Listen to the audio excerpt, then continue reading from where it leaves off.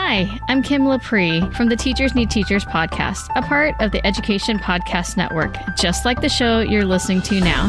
Shows on the network are individually owned and opinions expressed may not reflect others. Find other interesting podcasts at edupodcastnetwork.com. Welcome to bonus episode number 7 of 7, as I this week recapped the ISTE 2020 conference. Thank you so much. I hope you got a lot of value out of these bonus episodes and didn't unsubscribe. Although, if you unsubscribed, you wouldn't be hearing this. If you're a new subscriber to the House of Ed Tech, welcome aboard. Thank you for checking out the live streams this week, and I'm really glad that you're here, and I think you're going to get a lot of value going forward. And there's only 168 episodes to catch up on, so welcome to the House of Ed Tech podcast. In this live stream, which was originally recorded on Saturday, December 5th, 2020, I was joined by a lot of people. AJ Bianco, met some new podcast friends, Katie Fielding, thank you so much. Some other callers. Enjoy this replay of the live stream, and also enjoy episode 169, which is also now available in your podcast feed. And I will see you for episode 170 on December 20th. Enjoy this conversation, or enjoy all of these conversations, and I'll see you soon.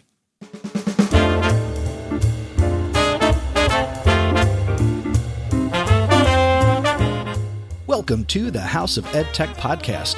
I am your host, Chris Nessie. The House of Ed Tech explores how technology is changing the way teachers teach and the impact that technology is having in education. I discuss technology that is changing our classrooms and schools, and I share tools and tips that you can hear today and use tomorrow.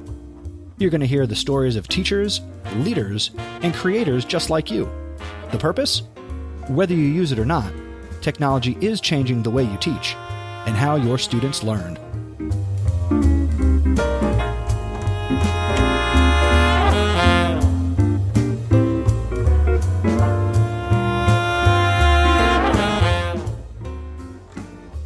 It's Saturday night. It's 10 o'clock. It is December 5th, 2020, and the House of Ed Tech is ready to take you from 10 o'clock to 11 o'clock on the last night of ISTE. That's it. It's over. Thanks for coming. How's everybody doing? It's nice to be here for the 7th bonus episode of the House of Ed Tech, the 7th live stream. If you're joining us on Twitch, Periscope, or YouTube, please put a comment in the chat. Let me know where you are checking in from, who you are, and if you want to hop aboard and reflect on ISTE 2020, go to chrisnessie.com/join, and you can be a part of this live stream. Now, it's Saturday night. I understand that maybe this is not the most popular place to be. I get that. But I don't have anything else to do. I didn't have anything else to do all week. So that's why I schedule these in the evening, to give us an opportunity to get cozy, get reflective, and, think about what we learned each and every day. That was the purpose of these live streams. And I am really fortunate and super thankful for the people who came on during the week. We had a lot of great unscheduled guests. And if you missed any of those live streams, there's a couple of ways you can go back and check that out. You can, if you're listening to this on the podcast side, go back and listen to the bonus episodes that should have downloaded if you are subscribed. Now, if you're not subscribed to the podcast, go to chrisnessie.com/go, G-O, on your podcast catching device, and it'll take you to the place on your device where you subscribe to podcasts. If you want to watch the show, go to chrisnessie.com/YouTube, and you can see the playlist for ISTE 20 and, click the like button, smash the bell, subscribe to the YouTube channel, all those wonderful things. And you can see the different people and conversations that we had. We covered augmented reality, virtual reality. We talked about building culture and community in the classroom. We talked about gamifying your classroom this week. A lot of good stuff. Checking in on a Saturday night. What is up to my podcast compadre, AJ Bianco. Love you, buddy. Also co-host of PodcastPD and host of his own podcast, Reflect Ed. Very nice. Sharo, back in the house. Good evening to you. Thanks for popping in. Appreciate you being here. If you want to hop aboard, chrisnessy.com/join. And I want to reserve tonight again. We're wrapping up. We're winding down. So some of the questions I want to throw out to you, and if you want to just comment in the chat, that's okay too. Also, if you don't want to turn your camera on, but you want to come on the show, you can disable the camera and just talk. I understand that not everybody has their best face on and is ready to show their face to the world on YouTube in a live stream. I get that, but I do it anyway. You see what I'm working with. Tonight's topic is very simple. Just a couple of questions. One, I want to know, what did you learn this week? What are you taking away from ISTE 20 that you're going to apply to your district, your school, your classroom? What was your big learning? You attended a number of virtual sessions. Hopefully you attended a number of these sessions and maximized and got the most out of your attendance. What did you learn? How are you going to make it? How's it going to make a difference? How's it going to change your practice? Let me know in the chat. Call in, chrisnessy.com/join. Would love to know. Also, ISTE is a big conference, and, it was, without going into too much explanation, we all understand why it was different this year. Okay. Pandemic, COVID, travel, not the robust in-person event that many of you have come to know, enjoy, and love over the years. It was what it was. And what do you do now? How did you get that same conference high that you would have gotten in person? We talked, might have been last night, might have been the night before, about how, ISTE did the best they could, creating a platform that provided value, opportunity to chat with people, in-session chat boxes, gamifying the conference attendance. How'd that go for you? Did you get that same feeling? I tried to engage with people in the chat and, tried to connect with people through the different sessions that I kind of went into. But I'll tell you something that disappointed me. I don't know if anybody else had the same experience based on the state you live in, but one of the things they added in the chat was like a state chat. So like I said, whatever state, or maybe if you were international attendee, you might have seen the option to chat with people from your country. So for example, I was placed into a chat where I guess all the people from New Jersey were in a chat. Now, for many years, and almost as long as I've been an educator, over a decade, I've just, from observing and seeing all the great people that, are from New Jersey, I have always made the joke that, all the best education happens in New Jersey. No offense to the other 49 states, but it just seems like people who are really moving and shaking in education, more often than not, a lot of them seem like they're from New Jersey. Again, no offense to the other 48 states, 49 states. What am I? It's late, folks. The other 49 states and the rest of the world. No offense. But the New Jersey chat was dead. I'll be honest. The New Jersey chat in the ISTE thing was pathetic. All it was people coming in and saying what town they were from. And that was it, which I think is so lame. No actual connections that I could see other than saying what town you were from. I mean, I tried to start conversation and nothing really happened. Maybe it was me. I don't know. But did your state chat pump you up or let you down? What was your experience? Some things coming in on the live stream chat.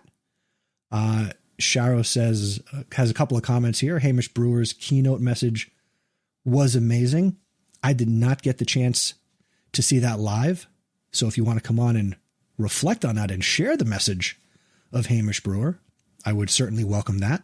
I know he wears the hat, does the whole skateboard thing. He's got his shtick. But what was the message? I'm going to go back and watch it. But if you want to reflect live, what was the message? What did Mr. Brewer share in his keynote message?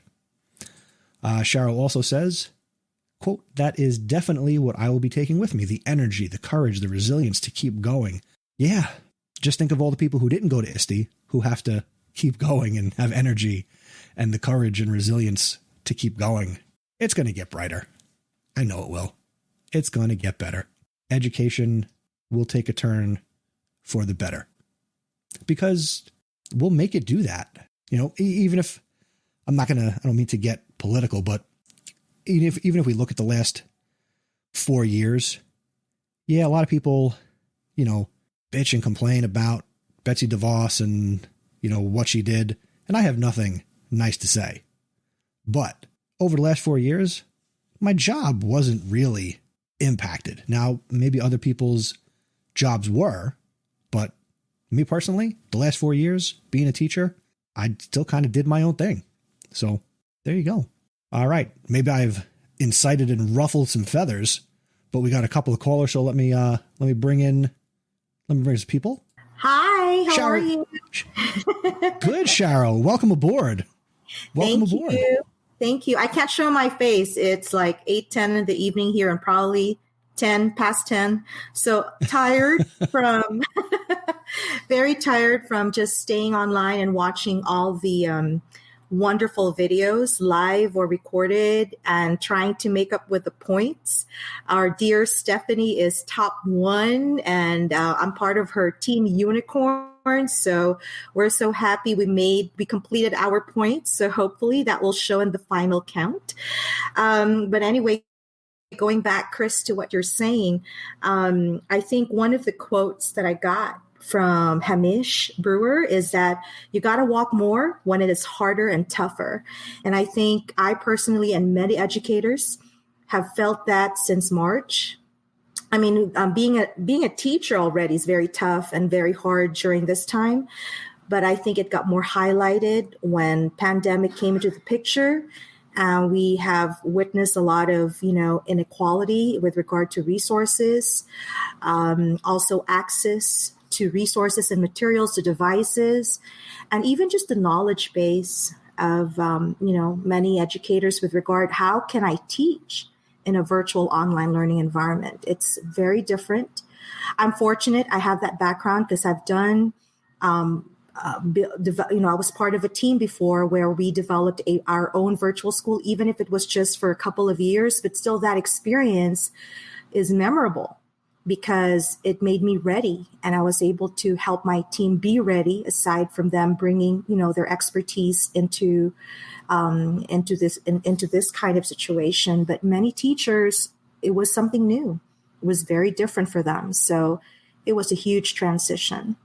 Absolutely. Definitely a huge transition. And, when you think about it, people like you and me and, other people who enjoy a conference like ISTE, a lot of us were able to, flip that switch.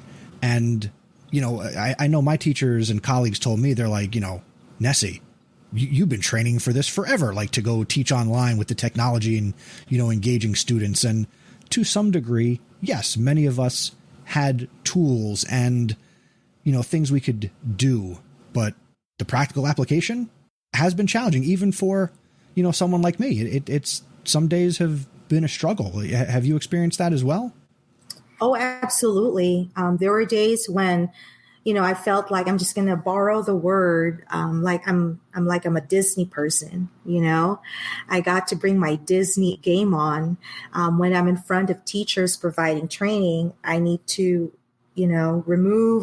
push in the back seat, all the stress, all the, problems, so to speak, all the issues. And in front of the teachers, I have to be positive, happy, not toxic, positive, but, you got to be the motivator, like, yay, we can do this. You're awesome. And we have a lot of resources we can utilize. So you're going to be great in your virtual online learning environment, but there's still that sense of, oh my goodness, we got to get ready. There are like thousands of emails that you have to answer. There are like technical issues you have to address, but you got to be resilient, and I think I'm grateful for that, that with my I come from poverty. So I got trained early, so to speak, never to give up and to be resourceful. Find ways. If there is a problem, start looking for solutions, and never give up. And just be, put your brave face on and get going. Now, if I may ask, Sharo, you might be new to people who are watching and, people who are listening on the podcast side. Where are you from? What is your role in education? Give us a little insight into who you are and what you do. Well, this is so much fun. So I'm an immigrant. I'm from the Philippines. I grew up in the Philippines, born and raised there, came to the United States as a teacher. And now I'm a director. Again, talk about coming from poverty and being resilient. So now I'm a director of the Active Learning Department in El Paso, Texas. And really in the forefront, what I'm doing is making sure that from my humble beginnings, I always make a priority what is best for the kids. That is my priority. I've been in the classroom for many years, and I've been in education for 23 years. So, always the goal is to serve the kids, from those pre-Kers all the way to 12th grade. And sometimes I know a lot of people don't like to hear this, but it's not always about the adults. We're successful human beings right now. Yes, we have our struggles, but we're pretty much set. You know what I'm saying? So I'm looking forward to retiring, a few more years, and I'm ready to go. But our children are not, and we owe it to them. We got to prepare them. We have to make them understand that life is beyond just measurements and tests and assessments. They need to be really good human beings, and they need to take care of each other. They need to create, produce, be productive, but also still have that human touch, so to speak. Sharo, you are talking my language. You are preaching to the choir that is me. Yes. Wonderful words. All right. And before I let you go, for people who want to connect with you, what's the best way that they can do that if they want to continue to chat with you and learn from you? I'm very active in Twitter. I'm a big Twitter person. So if you go, my Twitter handle will be @Sharo Dickerson. So I can type that in the chat, right? So yeah, you can, sure. Dickerson, it's right there. So follow me on Twitter, connect, and we continue our advocacy of making sure that all students are successful, all our kids are successful, especially those who are from poverty, who are, struggling because of inequity. So that is my focus. Excellent. Thank you for coming on and sharing. Not a problem. Appreciate it. Thank you, Chris. And I'm a fan, so I'm sharing your podcast to my people here in El Paso, Texas, and also in the Philippines. So they're being very excited to follow you. Definitely. Thank you so much. Appreciate it. Thank you so much. Take care. Enjoy the rest of the show. You too. Thanks. All right. Next up, hi. Arlene. Hello. Wow, Sharo, you're from the Philippines. I'm in the Philippines right now, and it's been, I could say I'm on a high from ISTE, but that's what ISTE does, even if it's, doesn't matter what format it is. And I really resonated with what everyone has been sharing regarding doing the best for our kids, especially given how the situation has made access even more difficult for all sectors, and not just for the kids, but also for the teachers. And that's one of the things that I appreciated about this kind of platform. It's because it really connected me to other educators who may have had more access to information, to resources, to ideas, most importantly, because you can't do it on your own. You have to reach out, you have to connect, and we have to model that to our students as well.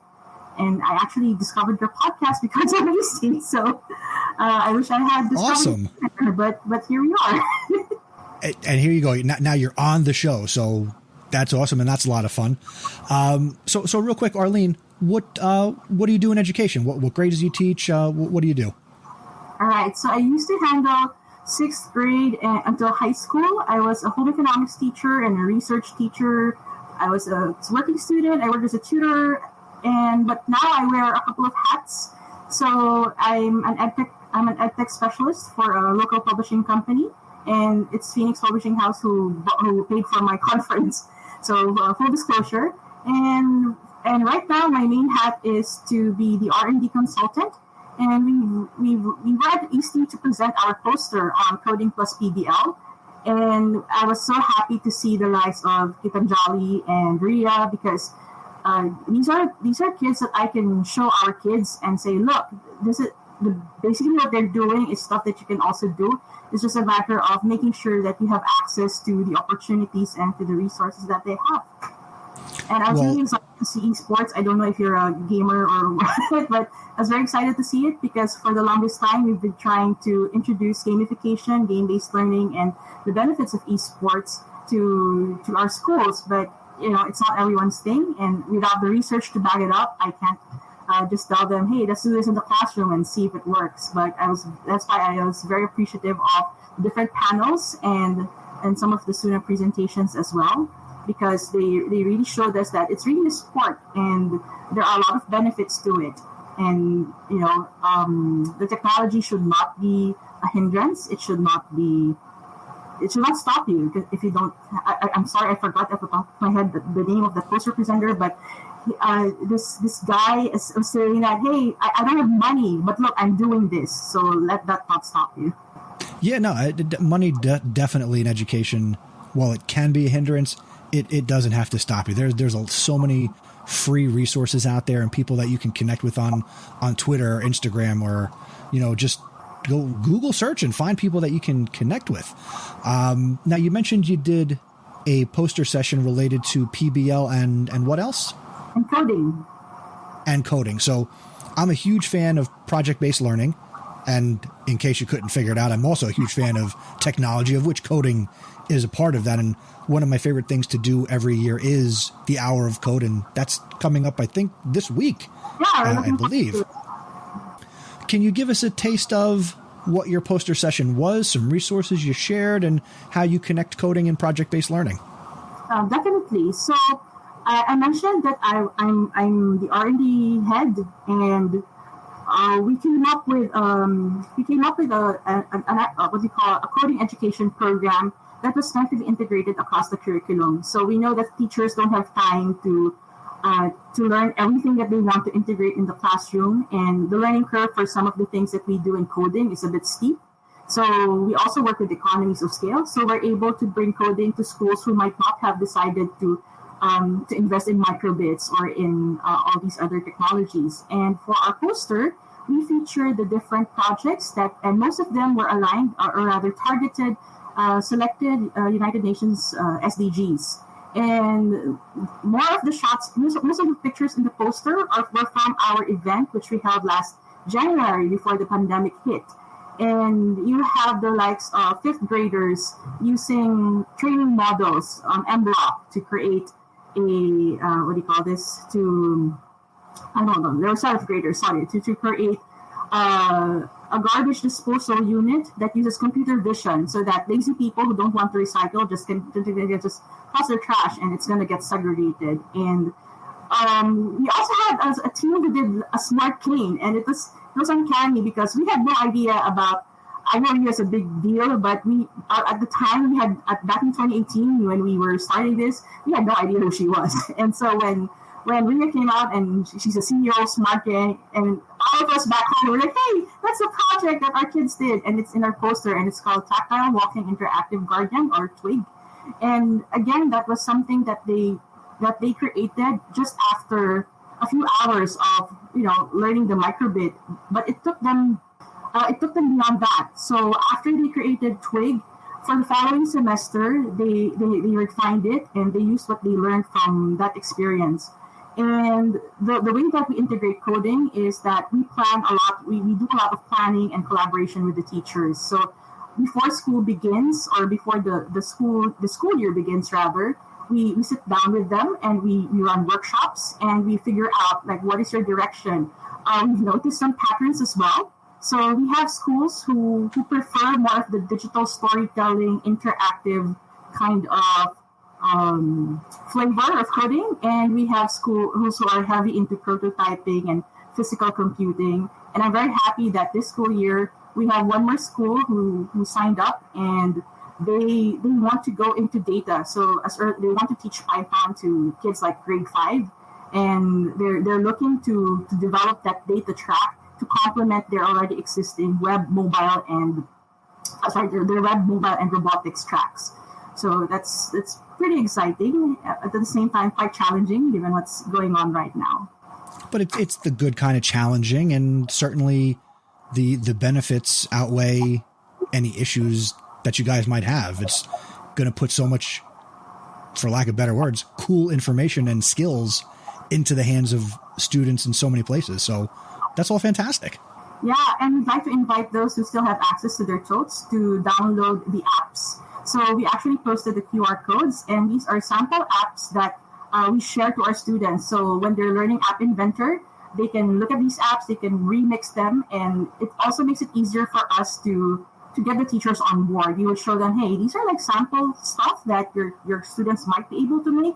How do you think this can help with the competencies that you have to target? Or you could say something like, I see that you have less academic time because of screen time concerns or because of the way that your curriculum is structured in your area. So perhaps you'd like to consider these kinds of coding projects and do PBL instead of your usual requirements that have, instead of just merely digitizing your requirements like your essays or your book reports. Why not, look at some of these? And we have to sell that idea, we have to create, these samples, these prototypes, and they're not necessarily that polished, but they are enough to give students and teachers a taste of what is possible. And actually our hashtag is AcePossible.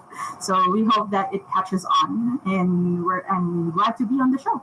Nice. Well, make sure that in the chat, make sure you put the hashtag, promote that stuff. Okay. And please in the private chat here on StreamYard, put in the URLs to all of your stuff that you want to share. And then I will put them so everybody will be able to click on them. Cool. So I just have to look for them now. On the right-hand side, you should see private chat. And there, yep. Add all those URLs, and I will get them out into the stream so people can click on them. And I will also include them in the description for this when the YouTube video is done and when I release this as an episode of the House of Ed Tech. So everybody will be able to find that information. And Arlene, as you're doing that, how can people connect with you? Are you on Twitter? How can people get to you? I'm almost ashamed to admit this, but I'm not on Twitter. But I am on Instagram. I'll drop my handle in the chat box as well. I'm at Ninja10 because I like Doctor Who. And that is my tech Instagram. I have another Insta account for my crafts stuff. Yes, so my guilty pleasures. But yeah, I'm going to drop it in the chat box. And I'm also going to put the Facebook page where you can see all these other projects because what we showed at ISTE was limited by the 3 megabyte cap for posters. So we weren't able to show all the kids' works, but I'm sure that the kids will love it if you could drop by our Facebook page and, let us know how we can improve and what kinds of projects are you looking forward to. We're doing game dev and app dev this semester. And, we started school late, but had, we opened on time. We would have been able to show even more outputs, especially since we're dabbling now into AI, since they already did some machine learning. Nice. So yes, get that all in the chat. And before I let you go, Arlene, you said you're in the Philippines, so I just have to ask one. I know it's for me tomorrow. So what's the weather in the Philippines on December 6th, 2020? Not as hot as it was the other days, but still not cool enough for me given that it's December. So yeah, it's not rainy, so that's a good thing. We just went through 3 storms, 3 typhoons, and we're literally lucky to be alive. So it's actually sad, and I just want to use this to tell everyone to please help or pray or support the towns and the provinces that were affected, especially Cagayan. So it's like, it's a lot of people and a lot of lives. And we have schools. We have a big school there who was they have a coding program, and some of the inventions that we featured were from that school.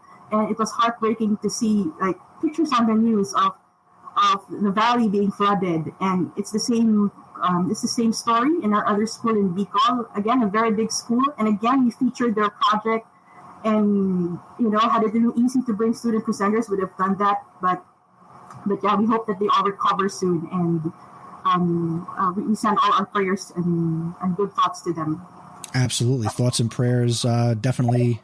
Will before I go to bed. Absolutely, definitely, and everybody else, if you can support in any way, give what you can, do what you can. All right. Arlene, thank you so much for a few minutes here on the House of Ed Tech. I appreciate it. It was nice to meet you. Nice to meet you too. Thank you. All right. And I will let me quick copy and paste this stuff from her publicly. There you go. Links to the session and the poster board stuff. And all right. Next up, all the way from the north of Jersey, Armando Johansson Bianco. What's up, AJ? That's a new one for me. Armando. Hi there. What's up, buddy? Not much. Just figured I'd come on today and actually come on and have a conversation, not bring some comic relief. So were you trying to be funny last night? Yeah, I was on the bike and I'm sure that was awkward for people. But anyway, hi there. How are you? AJ, coming from North Jersey. It's going good. It was a nice Saturday. Let's focus on this stuff. So I heard your questions at the beginning. I'm going to be 100% honest. If you weren't doing these shows, I would have no idea ISTE was taking place. Okay. Fair enough. No idea. Because number one, I think it's a little absurd to be having a conference at this time because there's so much going on, and teaching difficulties and responsibilities are incredibly difficult to begin with, that many people are kind of stuck just trying to figure out how to get their lessons across. And you're going to hold an online conference where people are trying to get offline. Anyway, that me being a little critical. The price, is there a price to this thing? Yes, there was a price. I don't know what it was because I was able to participate as a member of the media. So it did not cost me anything. Okay. So you're one of the lucky few, I'm sure. I feel, again, and I'm not trying to take a hit at ISTE, but you're asking for money in a time where schools are begging for money from their states just to get PPE. So you're asking a school or a person to pay out of pocket to sit on their computer longer, and I'm a little turned off by that, to be honest. I agree. What was the fee? I agree. Do you know the fee off the top of your head? Was it upwards of $350? Maybe for the whole week. Yeah, something like that. I saw a number like I think I saw 150 something, 170 something. Okay. I don't have the exact pricing structure. Fair price for a week, but again, asking people for 175. Thank you, Arlene. I feel like asking for money. It's ballsy. It's ballsy. There's a lot of stuff going on. And hey, school, can you let me have almost $200 so I can sit on the computer? That's true. I mean, and you figure even for me, I mean, if I attended virtually, I mean, let's say I was paying for this. Mm-hmm. I wasn't taking days off. I didn't take days off this week to sit in anything.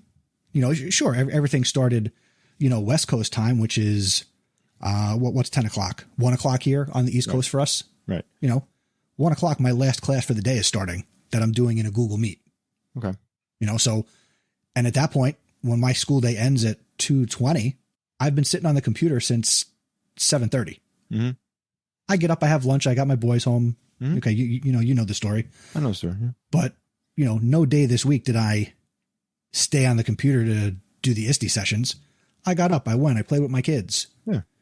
And then, I don't want to say I'm lucky, but my wife and my kids are in bed by 8:30. I'm doing these live streams at 10 p.m. Mm-hmm. So in that hour and a half, I'm going through and trying to do prep, not only for what I'm doing the next day at school, but trying to be able to put together a coherent program for this. Right. Dig it. I love it.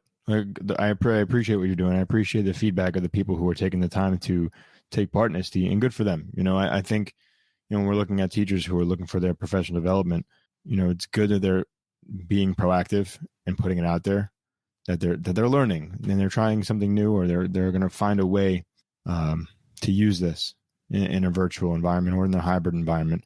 I just think things are very different right now, that I just get a little turned off by companies, and I got to be honest, like just companies shooting me emails Does your school need this? No, we need nothing. Textbook companies, time to renew. No, thank you. Like, don't need to spend $30,000 on a textbook that we can't even use in classroom right now. So I'm not just saying this ISTE. I'm just kind of focused on a lot of the different players out there who are trying to take advantage of some of the schools. I feel like a lot of the companies did it right last year in March, where they went free, up until June. And some of the companies that said, we'll keep going. Unfortunately, not a lot of companies held on to that. And I understand it's a business model. You have to ask for money, but it's just so difficult begging for money right now and begging your schools for money when hundreds of thousands of dollars are going to PPE for large districts. I think to my own district that, there were tools that were being paid for and subscriptions were not renewed because that money had to be allocated for other things. Mm-hmm. I'm sure my school is one of thousands of schools across the country and the world that every school district needs 10,000 Chromebooks yesterday. Mm-hmm. Mm-hmm. Right. Where's that coming from? I understand that, but this might be good that we're, unfortunately for some of the companies, they're going to take hits, but I think for schools, they're going to realize, oh, we really didn't need to spend that much money on this program or this textbook. And then they can get things like Chromebooks and more in classroom technology or anything to help a virtual environment. I think that's the positive. And that's something I've been saying for months now, right? This is the positive we're going to see. We can teach without these tools, hopefully. No, you're right. If we think back to what Sharo said to kick off the program, there's a lot going on and we're going to do things differently. A lot of what she pointed out, with some of the negatives in education, that stuff has always been there. You and I have been doing this long enough that we know all the dents in the armor of education, right? This has just shown a large, bright spotlight on it on a national level. Right. The inequity, connectivity, access. This has just magnified what's already been there. Yeah. Yeah. Now it's time to fix it. Right. And I don't want to knock anybody for taking their time to do PD, good. Like I said, I appreciate people are doing that. Hopefully now they take this and hopefully the sessions allowed people to take ideas and go through. I'm tired of the same sessions over and over again, pat in the back. Here's what I do in my classroom. Now it's let's empower our students to do more. Let's empower our teachers to do more in their classrooms where they're struggling at this moment. Yeah, I can speak to that because in the ISTE platform, you could go through the program of all the sessions, and I did a keyword search for podcasting, stuff like that. There were, I want to say 9 to 12 sessions related to podcasting, content creation. That doesn't count the video stuff. I did a search for video and there were way more sessions on doing video in education with your students, etc. Okay. Probably 60 or 70 sessions with video, but anyway, only like 9 to 12 sessions on podcasting. And I got to be a part of, go back and watch the replay of 4 of them. They were all basically the same thing. Okay. Which I will put it out there now. I want to put in a session for ISTE in 2021, virtual, remote, whatever. I'll figure out how to get to San Antonio. I have no shame. If you're an EdTech company and you want to sponsor the House of EdTech to get me to Texas next year, I'm all for it. And I want to bring PodcastPD with me too. But the session I want to do, I want to title it The Only Podcast Session You Need to Attend with Chris Nesi. I'm just going to put that out there. I'm not going to ask you for details because I don't want somebody to take it for you, but it's on the books right now, December 5th, 2020. Chris will be at ISTE. But no, that's good. So like the gentleman you had on your first show, his name is escaping me right now. And he was talking about podcasting and his ideas that he had in the book, right? So it's good. How to get students podcasting, right? I liked his ideas of writing the script and it kind of throws in a lot of the curriculum in there. And that's great. I appreciate that. What I don't appreciate is a session like, here's how you go to Anchor. Here's how you press record. Here's how you share it out to your students. Here's how you put it, public to the world. So again, if you don't know how I feel, you know how I feel about Anchor. Leave Anchor alone, please. just leave it alone for right now. Okay. All right. I won't turn this into, I'll put my soapbox away. Yes. For right now. Okay. Go ahead. No, I'm just saying, I feel like at this point in our educational careers, I think the sessions that need to be introduced to teachers are not how-tos. It's more of why you should be doing this. I like why this is successaful, why this is something that's going to last in education. I've been doing blended learning. Go ahead. Sorry. Yeah. No. Go ahead. I've been doing blended learning, flipped classroom things for years, and I always called it how-to. And the reason I called it how-to, because I straight up said this is an introduction to the flipped classroom, right? This is an introduction to blended learning. Now that we're in that model, my next one is not a how-to anymore. It's now why we should continue this in a, God help us, please, in an actual classroom setting. You know, the why. No more how. We know the how. We've been doing the how now for 9 months. The why. And you know, that typically is, and you and I have done sessions on a number of topics. I will use the podcasting sessions we've done as the example. Mm-hmm. You know, we always have to start with why should you be podcasting with your kids? Mm-hmm. And we've always kind of believed, well, if you're in the session, you should kind of you should have an idea of why already. Right. We can give you, again, when it comes to podcasting and content creation, there's no one right, absolute way to do it. Okay. There's just best practices. But I love that you always push. This is where you're a pusher, AJ. You push because you're always questioning, hey, this is great. I get it. How can I get other educators or administrators to buy in, to understand what is the value? And I think you're more than right in asking that. Once people understand the value of podcasting or video or AR or gamification, the how you do it should be easy. Mm-hmm. Because then it's just strategies and things you can try. But you're right. We need to get more people to buy into why they should be trying certain things, or why we should continue with things that are working, and maybe give some serious consideration as to what are some things we can leave by the wayside. Mm-hmm. What are some things we can stop doing? That's the truth. That's the truth. I agree completely. And that's a lot of the questions I left for a lot of your guests this week was about buy-in, was about training, was about help, was about value, you know. And for those who answer those questions, thank you. Hopefully the things you introduced are successful in schools. So Chris, to kind of go back to your questions that you asked in like the first 5 minutes of the show, you wanted people to come on and say what they learned. So since I'm only learning from you, and you've been kind of digging into the different materials and you've been looking at different people who've been presenting, what did you learn from your 6 days of presenting here in regards to ISTE? Time to be honest, it seems. I've learned kind of what I just said, in that there's all the same people. I think this year's conference presented a unique opportunity for more people to get involved because it was virtual. So whether it was presenters you've never heard of, which I think is fantastic, because I get tired of seeing the same names and same faces at these things.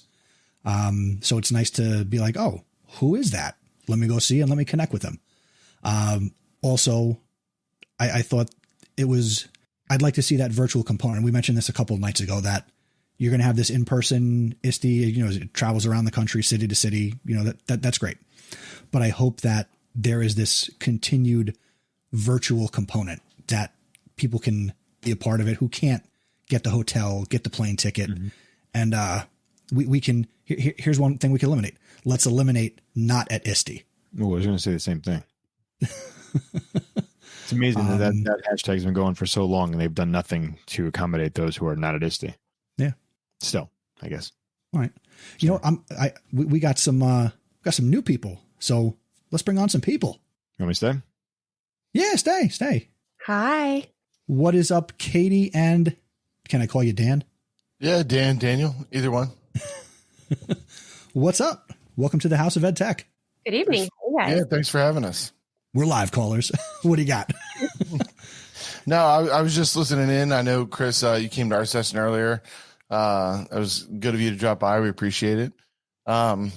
Nothing. Just listening in. I think the perspective is interesting. AJ's perspective on sort of, that we're asking schools. I definitely felt. I agree a lot with what AJ was saying as far as we're asking schools to spend money on teachers to go do this kind of thing when we're struggling for, all of the other things that schools need to spend money on.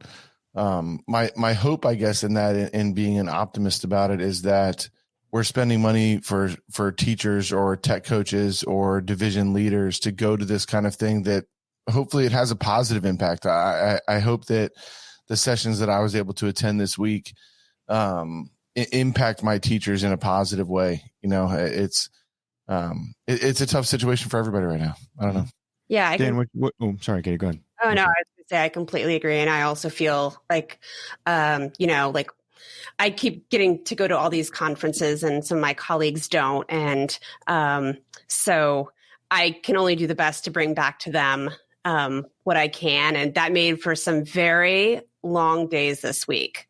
Like, no doubt. Because we're also East Coast. So, didn't get going till 1 p.m. And I wasn't going to take a whole week off. No. So I was still doing my normal work day until 1 and still working while conferencing until like 3:30 or 4, because I'm not going to have some kid's email hanging who's like trying to get in and, submit something and they can't get into whatever account. So it was a lot of multitasking. It was a very long week. I had quite a bit of ISTE fatigue at some points, but I am glad that I will have like 6 months to go back and look at some things. So that is nice, accessibility wise. But yeah, I kind of agree. A lot of the same how-to things and not a lot of the harder questions. So what are your guys' roles in education? I'm just kind of curious because you said you're basically going to turnkey this for your colleagues and staff. So what are your roles in education, and how are you guys going to, sorry, Chris, I'm taking over your show. How are you going to push this to your staff? He let us on here. It's just a takeover at this point. No, he's done. It's been a week for him. We're both tech coaches at high schools in the same district. So I'm at a high school with like 2,800 kids. So I have a staff of 180 teachers that I'll go back and I'll share stuff with through PD, emails, conversations, coaching, things like that. Same. So how receptive are your teachers going to be to now more PD on top of their day? Yeah, that's the hard part, right? Is that everything for teachers right now, it's been 6 years for me in this position since I've been in the classroom. And I wish you guys could see my dog licking the bottom of the microphone. That's the hard part, is everything for teachers right now is just one more thing, So it's kind of like, I feel a little bit like I'm a salesman, where I have to say, like, I know you're doing a million things. I know none of this is new or normal or any of those things. And I think what we have to try and do a good job at, and I hope that the sessions that I attend this week help me with the ability to say, okay, here's, I know you have a million things. There's the dog. That's good. Yeah. Oh, yeah. It's not that convenient. Is that here's something that it is one more thing, but we can save time here, or we can make this more accessible, or we can find a way to, one of our colleagues, Billy, always refers to it as talk to a teacher about what they would do in a classroom in a normal situation. And then how can you replicate that as close as you can, or transform that to work in a virtual setting, right? So like our school district right now is still, for the high school at least, is still virtual only, except for a few kids. So how can we take, that class activity and transfer it to this? So my hope for ISTE was that I was going to find things that that help me do that transfer of, okay, here's a normal, whatever normal is or was, and move that towards this will work in a virtual setting. Yeah, I am not throwing any new PD at people because that's just too much. We have asynchronous Mondays in our district. So every Monday I hold a session called Make It Work Monday, and where whatever the things from the week before that I heard a lot of, or, whatever the predominant issues that teachers need to hear right now, that's what I do that Monday. And so whatever I've heard this week can, contribute to those lessons or the answers for those coming weeks. But there's not going to be any, hey, come hear what I learned at ISTE. No, there's no time for that. I appreciate that because, I'm a school leader, and I'm trying to send my emails with kid gloves, so it's not one more thing. So I appreciate you guys having that approach to helping your staff and not just putting more on their plates and not saying, here's one more thing I learned in 5 days of trainings and PD. So kudos. No. I think our role in our district's called instructional tech coach, but we also talk a lot about that this year we should be renamed instructional tech counselor, because our job is just becoming a lot more counseling and, holding, virtual hands this year more than ever. I'm advocating for the instructional technology bartender. Because you've got to be a good listener, and, well, sometimes you get thirsty. That's true. That's true. Let me ask you both this. So you said that, and I'm in agreement, what you take away from this week, you can't immediately show up on Monday morning, December 7th and say, hey, guess what I got?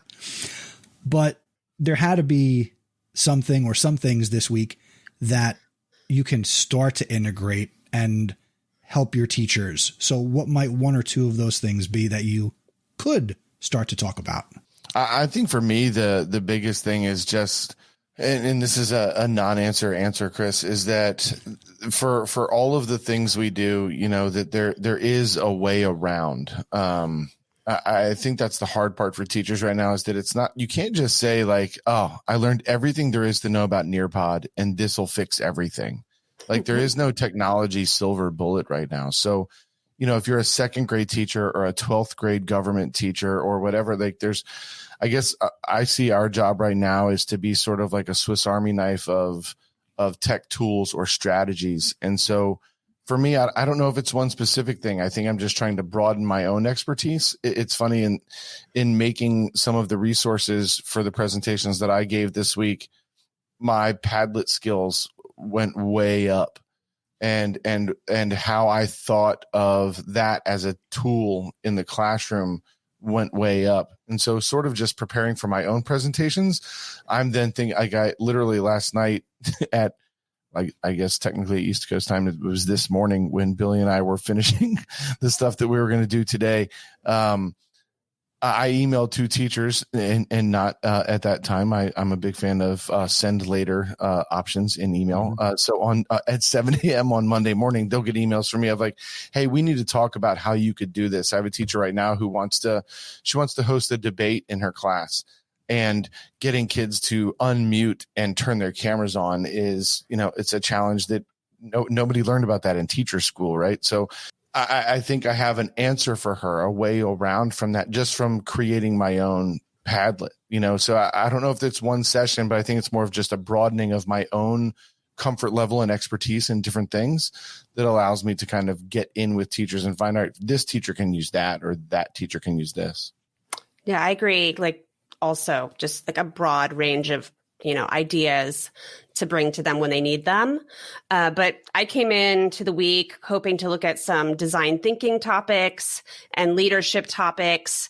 And so I attended some great sessions on those, but those are like, year out, let's look at next school year topics, but just kind of get my brain thinking of how to implement those ideas when things start to get closer to normal.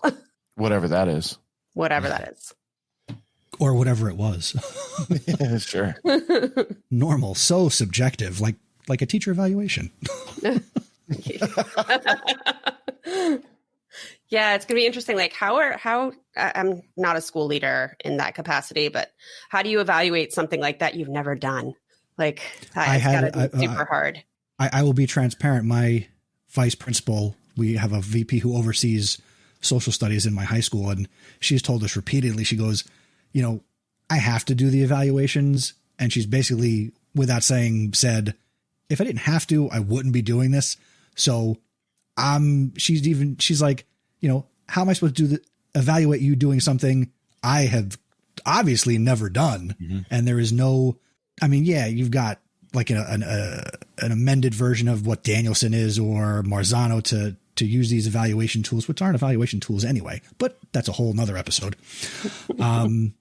Has basically said, if I didn't have to do it, I wouldn't. And I'm going to make the best of what an observation is. So we'll see how that goes when I get my first one in 2 weeks. Yeah, it's nonsense. I'll tell you right now, I have to do it. And I did one hybrid where there were 3 students in the classroom and everybody else was online. So what am I looking for? I wasn't online. I was looking at the classroom aspect of it. So I'm like, oh, these kids are working, I guess. You know, she's like, turn and talk. And they turn their desk with the shield and they're talking to each other. I'm like, I can't hear a word y'all saying. You have masks on and you have a shield in front of you. But I have my first actual virtual observations this week. So we'll see how that goes. At least that one, you can kind of sit back. I feel like that's easier. You can kind of sit back and just watch things unfold. And it's like a classroom, just not live. Yeah, I mean, we'll see how that goes. Now, it is not too often that when I do the live stream, I get people who have nice setups and have good gear. So clearly, and you know, Dan, you did a session on podcasting today. You guys have nice gear, you podcast. So why don't you talk a little bit about your podcast? We, Katie and I, and then 2 other colleagues of ours, Billy and Biz, we all knew each other and worked in the same district, but it's a district of about almost 100,000 students. So, people as much as you can. And then at ISTE, in Philly, actually a year and a half ago, we it was just one of those things where we had lunch one day and then we had dinner one day and then all these things. And then we created a Facebook group just to we wanted to send less emails to our staff. It literally was born out of that. And we wanted to get to the people that are on Facebook, which is a different demographic than the teacher Twitter. Yeah, absolutely. Different demographic. Teacher Twitter and Facebook Twitter, and teacher Facebook, 2 totally different places. Mm-hmm. So we create this Facebook group and then the pandemic happens and there was this sort of opportunity for us, at least in our district, of like a vacuum that existed that we could fill. And so we've been working through that. And then about, like 6-7 weeks ago, we're like, it's getting hard to just, come up with like a weekly newsletter and who has time to read email. And we all listen to podcasts because we're nerd junkies and can't get enough of whatever. Like my podcast library is the oddest place in the world of the things that I listen to. And so we just started saying like, let's just take our newsletter and turn it into a podcast. And so we created the ITCs for all podcasts, where we try to push in a direction, an issue or something that we feel like is coming up commonly in our group. And it's been a lot of fun. For me, it's almost like PD for myself. Like just, I'm very fortunate, and I'm not just saying this because she's here. Katie and Biz and Billy are 3 of the best professionals that I've ever been around. And so for me, I feel like every session we have it's fun and it's almost like therapeutic. Like we joke and we talk. And at this point, like they know my kids because my kids are it's 11 PM. So no kids are here now, but my kids are in every Zoom I'm in all day long. But it's nice for us. I feel like, the feedback, my mom loves the podcast. That's important. But she's one of our best listeners. She really does. She's a loyal listener. Chris, she'll be listening to yours now because I'll be like, Mom, I was on a podcast last night. And she was, oh, well, I will start leaving comments. It's going to be great. Hello, Daniel's mom. Welcome. Yeah. Thank you for listening. Yeah, absolutely. But it's, it was a place for us to kind of get to people in a different way. I was listening to another on the playground today that we were a part of, that Billy and I were a part of, and just talking about podcasts. And I was thinking, through the pandemic, one of the things that I think has increased globally, or at least nationally in my small view of it, is people taking walks. There are more people out walking in my neighborhood than ever in my entire life, my memory. And I know when I walk, that's when I listen to my podcasts. So I think we're providing kind of like a way that, hey, you're taking a walk. Here's a 15-minute thing you can do while you're taking your walk.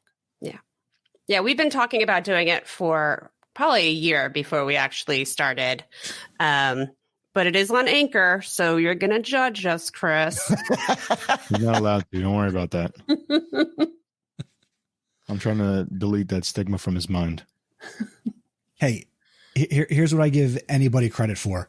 I'm all about hitting record and putting your voice out there. Yeah. So for people there are far more people who never do that. So I give credit where credit's due to people who push record and put their content and share their voice, share their message. That's really all I can ask of anybody. So shut up, AJ. And you also mentioned our fancy gear. So we really do need to give Billy a shout out about that, because one evening before we started recording, he just showed up outside my house with his mask on, and Santa Billy was here with microphones and all the good stuff. So that's how I got my stuff too, Santa Nessie. Yeah. It's I would have been important. podcasting my headphones. It's important to have friends that are gear snobs, because they'll point you in the right direction for all the things. Nice. Well, it is 11 o'clock, and while I know that it's time shifted and I can go as long as I want, it is 11 o'clock East Coast.